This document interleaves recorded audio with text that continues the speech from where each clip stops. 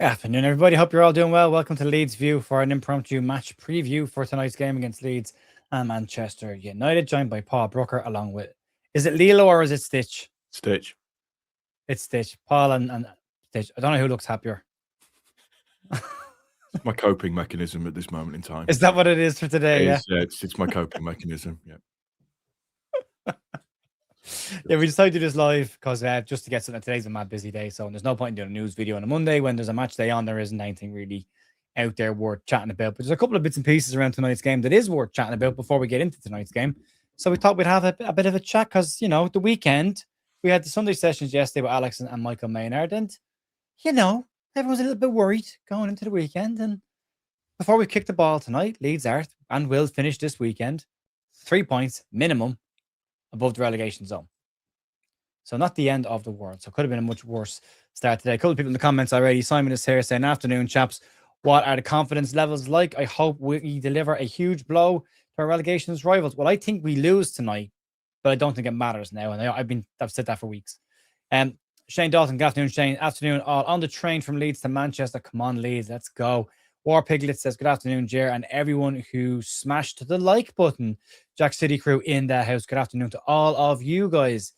John Burke says, afternoon, all. No be-all in the training video, but he has posted on social media. The training video was recorded on Thursday, I believe, which was when Daniel Farkas said he hadn't trained at that point. So not the end of the world there. Good afternoon, Danny, as always. And PBDS's hi, Jer. Paul, all Leeds, aren't we? MOT family. Yeah, absolutely. So, Paul, let's get into the team news stuff straight away and get that out of the way before we crack on any further. We're talking about the weekend. So we've seen Gabby in the training video from Thursdays. So that's great news that he's going to be available, assuming he's trained okay since then. There's a lot of focus on Boa Norte as well. Sorry to interject. There was a lot of focus on Boa Norte in the video as well, I noticed. So yeah, I think he'll be in the squad. I think he'll definitely be in the match day squad. Jakob Biel has posted on social media, which looks like he's got involved. Graham Smith has highlighted that as well. And Noah Okafor has also posted on social media, making it look like he's available for this game as well. Now, Farkas said if they trained Friday, Saturday, they'd be involved. Thursday, obviously they hadn't trained until that point. I'm assuming by their social media posts, they have both trained since then. There are both minor issues and both minor doubts. But it looks like they could be available. We know we've no Stack until the end of the month. We've no Rodon for a while, which makes that 11 quite hard to predict tonight because I've had 2 or 3 cracks at this and I haven't managed to pick one that I'm happy with yet, but there's variations to this. But it means we're possibly not in as bad a position as we thought we might be. They're going to be probably without Sesko, definitely without Harry Maguire, possibly without Martinez. Yep. So they're missing a couple as well. But huge to have Gabby in there because at least it means if Joe Rodon is out, James Justin can occupy that right centre-back position that he has done this season. That backline is at least semi-familiar with each other. Mm-hmm. I agree. I'm like you. I was of the opinion that we probably wouldn't get a result against Manchester at Old Trafford just purely because we haven't won there in donkey's years, and we've in the last 3 games that we've played there, we've conceded 13 and scored 6 goals. So it doesn't set us for very, very good, for a very, very for a potentially bad outcome again, depending on how you look at it. However, with that being said, seeing Biol post, seeing Okafor post, seeing Gabby in the inside training video just changes the mood a little bit and just makes you feel a little bit more confident. But then also as well, seeing how the results went yesterday makes me feel a hell of a lot better as well. We're technically only one point worse off. We're still in 15th. We've still not moved out of 15th. We're still going to be in 15th. I said in my video that I put out this morning, we could do something really, really stupid and have the opportunity to go 9 points clear by the time we go to play Wolves. Or we stick it at 3 points and have the opportunity to go 6 points clear before anybody else kicks the ball and then puts the pressure on everybody else. Me personally, when I'm looking at it from a team point of view, now that I know, or there's the likelihood is that Okafor and Biol are going to play now. So do you want me to? I'll give you my team that I think should play. Yeah. Okay, so goal, Darlow, back 3 of Justin, Biol and Strauch. And then in the midfield, you've got Bogle, Tanaka, Ampadu, Longstaff, Goodmanson. So Bogle and Goodmanson are the wing backs on that one. And then up top, you've got Calvert-Lewin and Okafor playing in that kind of free role, but more sort of down the left-hand side kind of things. That would be my 11. You don't think he plays Aronson? There's a chance that he could. There is a chance that he could, and I'm trying to think of this. The way that I'm kind of basing this is off of what I would play, given what I've seen over the last few games. And I know we've had quite a long discussion about being reactionist and being and how we look at things. We probably know that Gruev is going to start, but I think the way that you get at this Manchester team is that you go at them. And to go at them, you need that. That's where my brain is with those types of players. Aronson for me is afterwards is sort of for me for this game would be a second half nuisance sub that comes on with all of that energy to knock everything out. So that would be. I don't disagree with you. I think you'll go Gruev and Tanaka, Aronson, Okafor, DCL. Okay.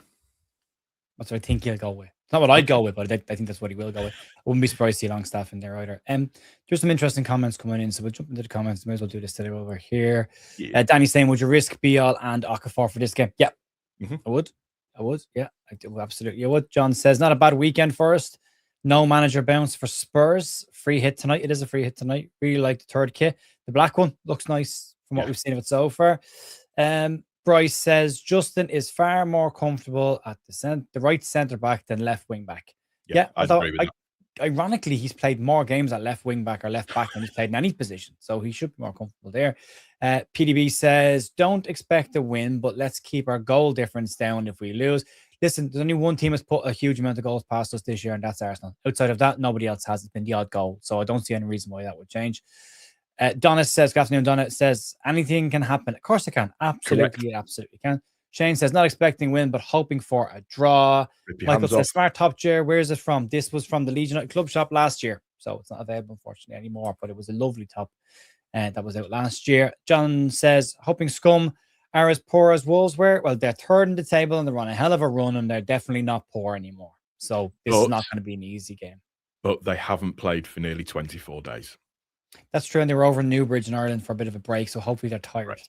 And I hope their beds were uncomfortable, and I hope that Irish people kept them awake drinking. So, yeah. Danny says, thinks he plays Gruev tonight. So do I. Jim said, I think it's clear we need to win this one, at least not lose. I think we can lose this one, Jim, no problem at all, because for me, it's Burnley, Wolves, Bournemouth, the next 3 league games, 7 points from them, Leeds at 40 points. They are the ones that dictate. This match tonight does not define our season. Would it be nice to get a surprise point or a win here? Absolutely huge. But do I think we'll get it? No, I don't. And I'm okay with that if we don't, because we're still 3 points away from the relegation zone and another game down. We're down to 6 matches left. So we keep counting down. Tanaka for Longstaff is what Finn is saying. Shane says he'll definitely play Aronson. So do I. Yeah, Aronson is definitely playing. Yeah, I completely agree with you.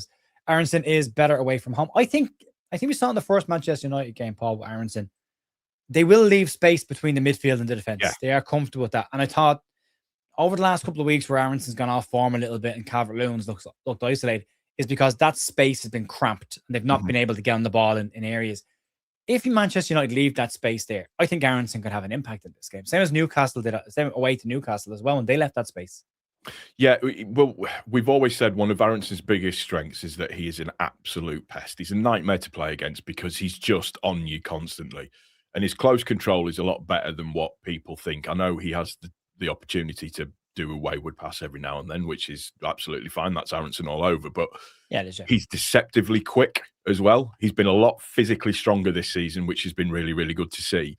But he is deceptively fast. I mean, he outpaced Yoro for was it Yoro? No, it wasn't. It was Haven for the goal. When we drew 1-1 with them at Ellen Road. Oh, by the way, seeing the Manchester fans getting really upset that that the club put out the video of Aronson scoring, and then all these Manchester fans going, it finished 1-1, by the way. It's like, well, yeah, we know, but we scored against you last time we played, so just relax, calm your beans. The one thing that I think is good in our favour is that we have played a game. last weekend. I know we took a lot of injuries from it, but they've got some Premier League game. I know it was the FA Cup, but it was a Premier League side, so they've got a Premier League match in their legs, ready for this game. So that listen, whatever happens tonight. I'm not going to absolutely, poo the bed if it goes wrong, but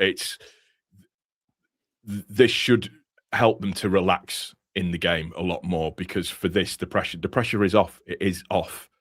No matter how you look at it, it's absolutely off. And, having somebody like Aronson being able to come on, we've got Nonto that's got a potential to come on at the same time as well. Like I said, for me personally, I would prefer if Aronson came on second half or sort of halfway through the second half, just to shore things up when there's tired legs and everything. So he will start. I've got no doubt that he'll start, but it's not what you pick.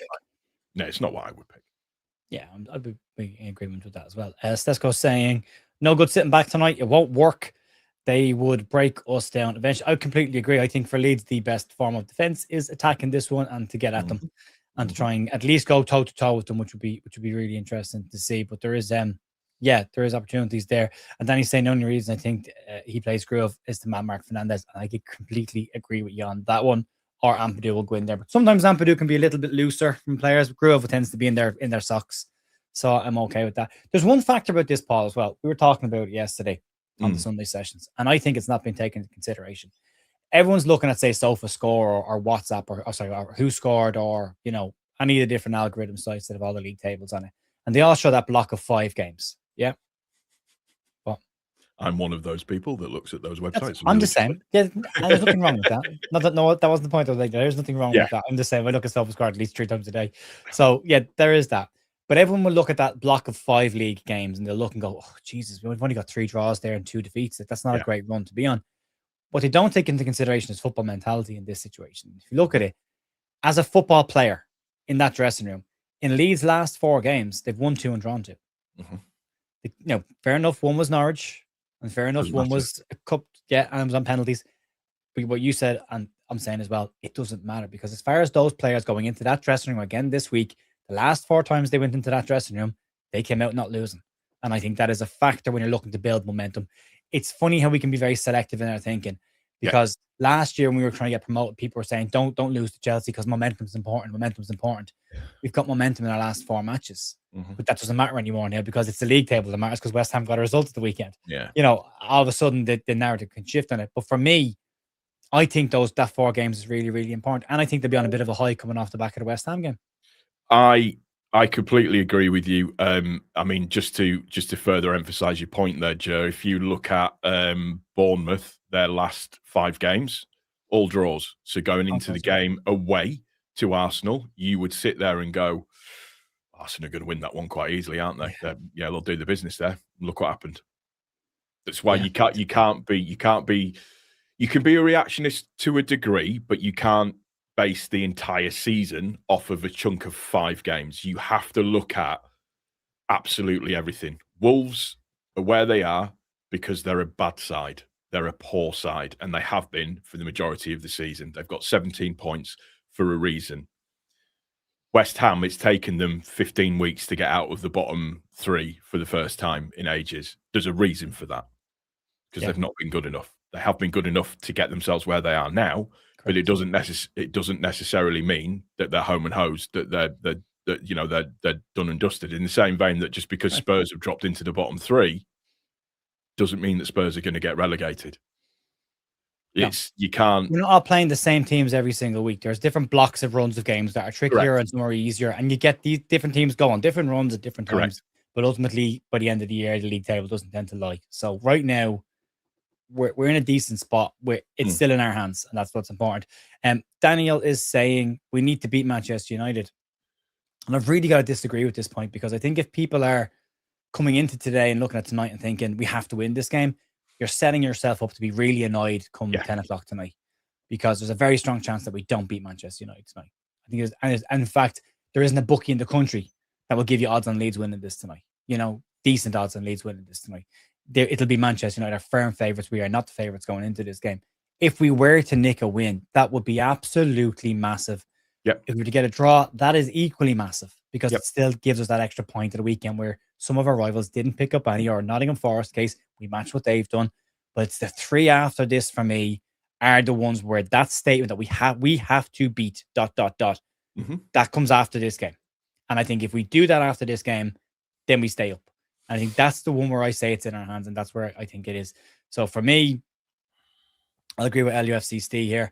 We do tend to play better against the top 10 side because they come and have a go. They don't sit back. They don't go into low blocks, and we haven't been great at that. So for me, I think it's positive. We've got certain players back. I think we're looking in reasonably decent shape. It's not ideal we're missing Joe Rodon because I think he's hugely important. Yeah. But at least we've got Gabby, and at least James Justin can play in that right centre back position. For me, as long as the back line is stable, if Okafor is not fit, play Nanto. For like. Go for it. But go for it then. Look to catch them on the breaks. That's where I think it's important tonight. We've just got to go for it. We've got nothing to lose in this one. We've got absolutely nothing to lose. There's a lot of Manchester fans that think that we're just going to play for a draw. That's what we're going to try and do. We're going to sit back on the 18-yard box. We're going to just try and do as very little as what we can do to sort of damage limitation, if you like. And I saw somebody putting in the comments, how do we handle somebody like Sesko when he comes on inevitably in the second half, sorry. Well, if Biel's playing, Biel pockets him. That's he has everyone else. Yeah, everybody else, every other good striker that he's gone up against, he has absolutely dealt with 100%. He's dealt with them absolutely fine. We can play with more freedom tonight than what we probably say. Everybody had won. Say everybody had won at the weekend, and it was 1 point, and it was looking very, very tight. That would have been a much more stressful game to go into tonight had everybody won. They didn't, because at the end of the day, like we all used to say last season, when we all used to say the Championship is going to Championship, the bottom of the Premier League is going to Premier League, and that's just the way that it goes. It's gonna do the accordion in and accordion out. So we're in the football gods have been smiling on us. We're in a much better position than where we are. I'm still annoyed at Morgan Rogers for not being able to score from 8 yards out yesterday to make it 2-1 to Villa. But you take everything that you can get. We've just got to go in with confidence and freedom. And you're absolutely right, Jer. People that go in with the mentality. Yeah, we should go in with the mentality if we need to win every game. We should be winning every game. Absolutely. But you also have to have at this point of this season, you also have to have a level of realism on it. And we talk about targeting points at certain times of the season and where we need to target points from. And like you and I have discussed off air, for every Burnley result, there's a Chelsea result. For every Forest result the first time around, there's a Crystal Palace. For every Sunderland, there's a Liverpool result where you're not expected to get points. And that's what I mean when I say that the Premier League will just Premier League in the way that it does. Nobody expected Wolves to draw against Arsenal or for Bournemouth to beat Arsenal. That's the Premier League. It can do that kind of thing. Yeah, Jim's asking what's the record like against Michael Carrick sides? Daniel Farke against Michael Carrick in Championship and League Cup. Daniel Farke has 4 wins. Carrick has no wins in the league, and in the cup, Carrick has got 1. So it's 4-1 in terms of the games in the Championship. Add in a draw there then as well. No, Carrick wasn't in charge of them at the start of the season. So yeah, it's 4-1. So Carrick hasn't beaten Daniel Farke. There's your statistic, as my wife would say. There's your one stat that will come back to haunt you later on. Michael Carrick hasn't beaten Leeds as a manager. We will see. What else do we need to talk about, Paul? Dark arts. Yeah. Talking point again over the course of the weekend as well. The dark arts of football. Daniel Farke spoke about it after the FA Cup game and says Leeds United need to be more smart and less naive when it comes to the dark arts. He believes the Disasi goal from West Ham should have been disallowed regardless of anything, but he believes that if Pascal Stroud goes down rolling around holding his face, the goal gets ruled out. So he said we will be more smart and less naive, and we will learn from that. Unfortunately, it's a stupid and horrible conversation to be having, that we have to dip into the dark arts of football because everyone else is doing it, everyone is aware of it, and referees and officials are letting them away with it. So now we have to look at doing the exact same thing. So that could also be a factor tonight in what will be a pretty hostile environment.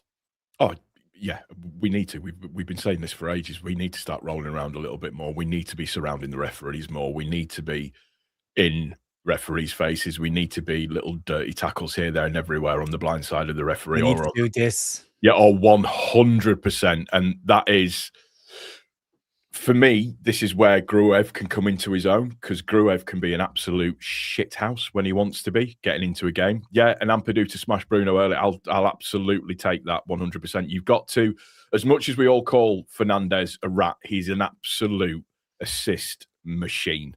And if you can unsettle him throughout the game, then you're absolutely you're onto quite a good thing. Him and Casemiro, if you can get into him and Casemiro early, then you're in for a good stance. And this is, do you know what it is, Jer? I just want a performance. I just want the performance. I want to see that desire that I've seen all season, the fight that I've seen all season, and that you can, regardless of the result, you can go, yeah, but you know what? That makes me confident that we've got no issues in terms of staying up. So yeah, agree.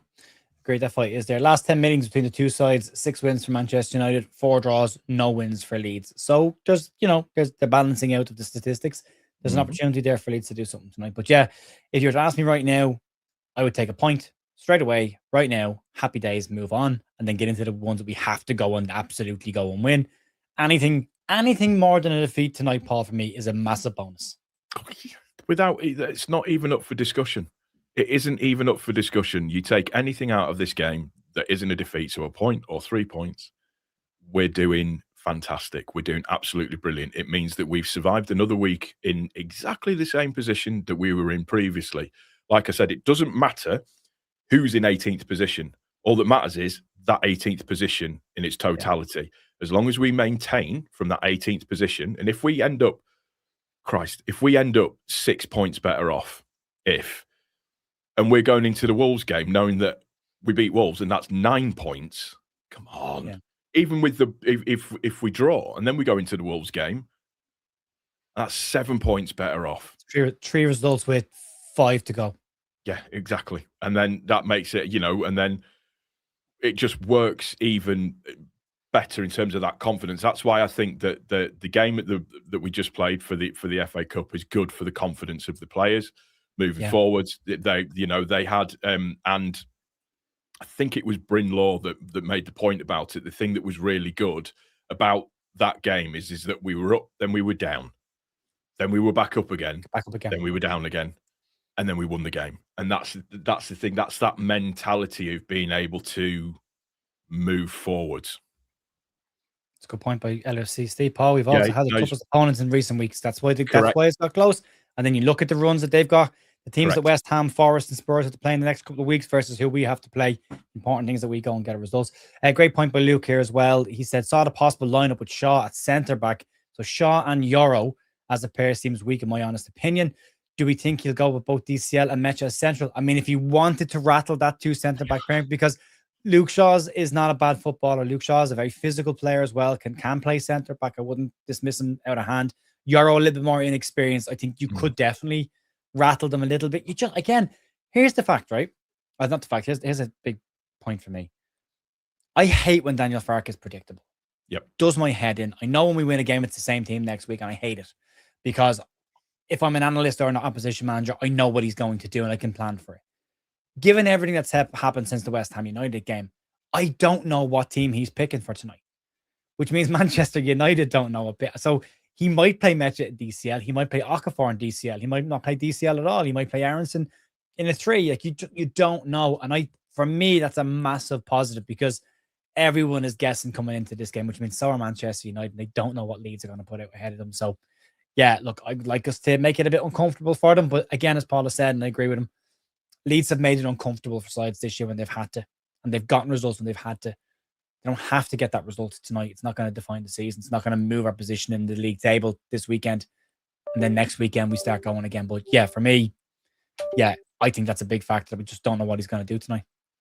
That's what we like most about him. When we started to have that, what you might term as a quote unquote purple patch, in the middle of the season, was when we were completely unpredictable. You didn't know the side that he was going to put out. You didn't know the players that he was going to be using. All of that side of things. It's just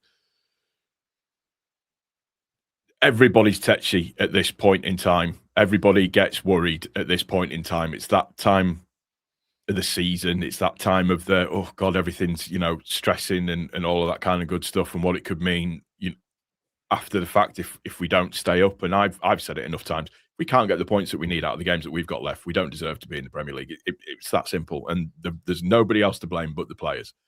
And just one other thing I would like to say about that, Joe, because some people have mentioned it to me and it started to rear its ugly head in terms of not signing players in January. And whilst I understand to a certain degree, you look at the outlay that West Ham had to do for their two players, for Castellanos and what's the other guy? Tadibo? Oh, Disasi. Yeah. So the money that they had to pay out for those two players in January, you're looking close to 100 million quid. We haven't got 100 million quid to go and spend on players because that's the level that you need to spend when you're getting players to come to teams that are down or close down near the bottom end of the Premier League. So whilst I agree to a certain extent, that's not the reason. Pablo, cheers, Danny.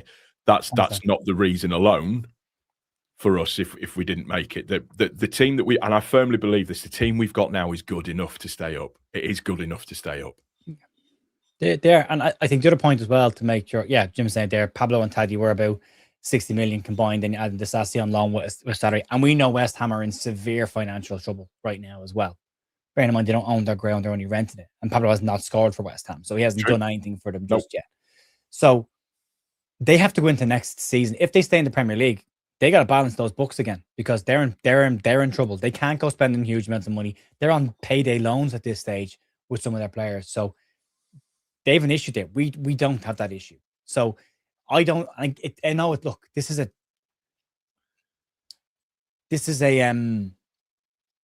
post-season conversation. It's a post-season. It is a post-season, but it's also retrospective and then looking back in hindsight, and it's not tangible. It's not something that you can say, oh, well, we should have done this, because it depends on what happens and how it swings. And then there's context and all that stuff.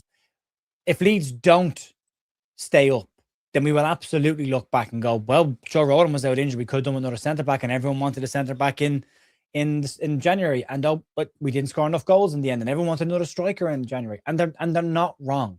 Nobody is wrong in saying that. However, Leeds would have paid a premium. Look at Strad Larsson's costs, right? We would have paid an absolute massive premium for those players, which meant that would have curtailed what we could spend in the summer. And you might necessarily be getting the player you really, really want in January because they're not available. If Leeds can navigate till the end of the season and then look back on that January window and go, well, we didn't sign anybody, Barbara, not on loan. We have that money now in January. We've got a clear run, a new PSR window or SCR window as it will be.